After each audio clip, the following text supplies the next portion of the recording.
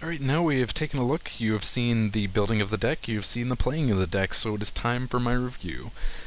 This is, again, the colorless post, the artifact post deck, and I honestly I don't have a lot to say on it. Um, this deck, I've rearranged it here, hopefully you can see it a little better than when I was building it, if you did want to try a version of it yourself. I feel like this deck has a lot of room for fun customization. You see, we're running replicas and we're running spell bombs to kind of make up for the fact that we're in colorless mana. We are running, the 5 colors in the artifact lands. These could absolutely be replaced with basics, and you could bring in the Horizon spell bomb. That is always an option for you there. There's a lot of stuff you can do as well. You could bring in more Wellsprings with the Navigators. I guess the one thing I had suggested was dropping a Prophetic Prism in favor of a third Wellspring. After playing the deck, I'm not so sure I would do that. There were several times where I did find, because you are running 5 colors here, I did find myself in a situation where I needed to find that color. Expedition Map is not something you really want to be spending on artifact lands.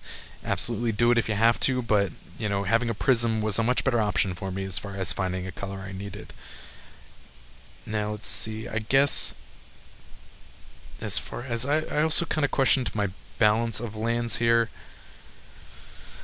I don't know. I feel like it should be increased as far as blue mana goes over red, because we're only decided to run 2 Pyrite spell bombs, but at the same time, Pyrite was the one that I absolutely wanted that red mana available, as opposed to something like the Aether spell bomb. Most of the times I would use that actually for drawing cards as opposed to bouncing a creature.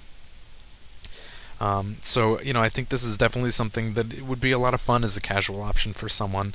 I had a lot of fun with it personally, so keep that in mind, and I think there's a lot of room for customization. You can work around, what cards you actually own. One of the things I did consider was Tumble Magnet. I think that would definitely be a great option for, creature control in this deck. The deck does not really have much of it. You can absolutely try and replace things like these Nuruk replicas for 2 Tumble Magnets. That could be a great option for you if you find yourself playing against aggro more often. Now, I did, in one of the example games you saw, I came across a deck that was a very fast aggro deck, and I absolutely said that is the one thing this deck will struggle with.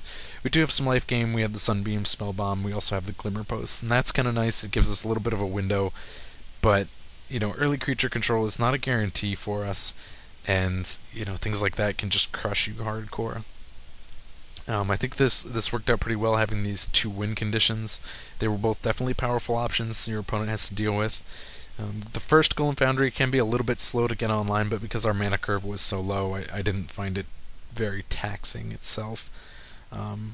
You can absolutely try, switching out these Thermal Navigators and the Wellsprings. There's a lot of, like I said, a lot of options for customizing this if you just wanted to look at specifically spell bombs and replicas. You may not agree with my use of baubles. I have them in there mostly as the card draw option, but I can see where someone would say that's kind of a wasted card because you're just cantripping. Maybe these 3 baubles would be better off as something like Chromatic Star. And I can absolutely see where you're coming from on that, and I would agree.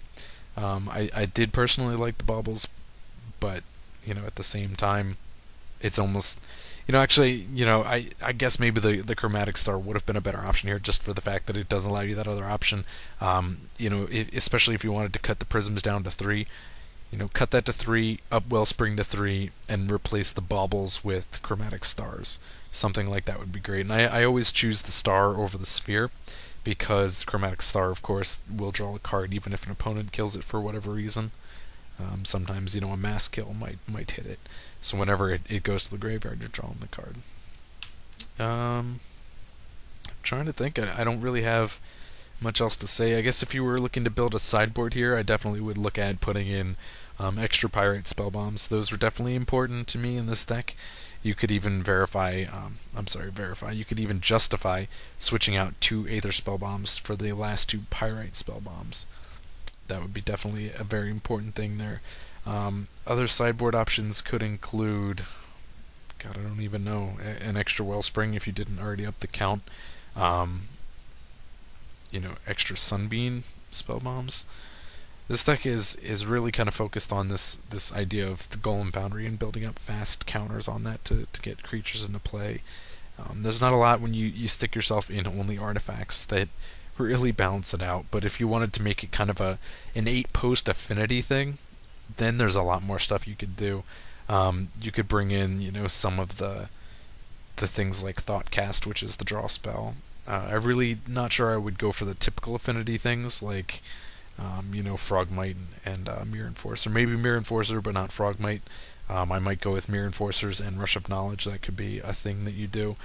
There's a lot of fun stuff, and I really just like this concept. I think that people should take the time and think outside of the box and look at things like this, where you're using the 8-post shell to do something wacky and fun. And this is my version of casual. Some build like this, where it's utility, it's fun. Sometimes it goes horribly wrong, but you're not, I have to win. You're not so determined on crushing every opponent. Your focus is having fun and enjoying the flavor of this deck as is. So there you go. Feel free to leave me a message in the comments. Let me know what you tried out. If something worked out really well for you, feel free to let me know. Definitely, if you just coming across this one, I will put the links on all of these for the other videos. Coming up, we got more. I'm hoping if you want to send me more decks for fan fixes, I know I have one in the works. That's fine. We're kind of entering this part for the Border Post series. We're getting close to the end. All that is left is the guild builds, 2-colored post decks. We're coming very close to the end, and like I said, we're getting into that part. I hit up some of the easy ones first and left the harder ones to last. Things like the Celestia. I know I'm butchering how you say it, but the green-white clan guild from Rakdos. God, I'm sorry. The green-white guild from Ravnica. That's going to be one that's a little more difficult. Like I said, the ones that I've really left, even like the black-green ones, there's some fun things you can do in combining, the monocolored ones, but it'll be interesting. So I may not build those on the fly. We'll see if I can come up with any ideas, and if you have any, feel free to suggest them. But we are coming definitely to the end of this building post series, so I'm hoping you enjoyed it. And if you're just coming across this one, there is a playlist. Go check out my channel, and you can watch all of the building post decks videos. So enjoy. Check me out also on a weekly basis at puremtgo.com.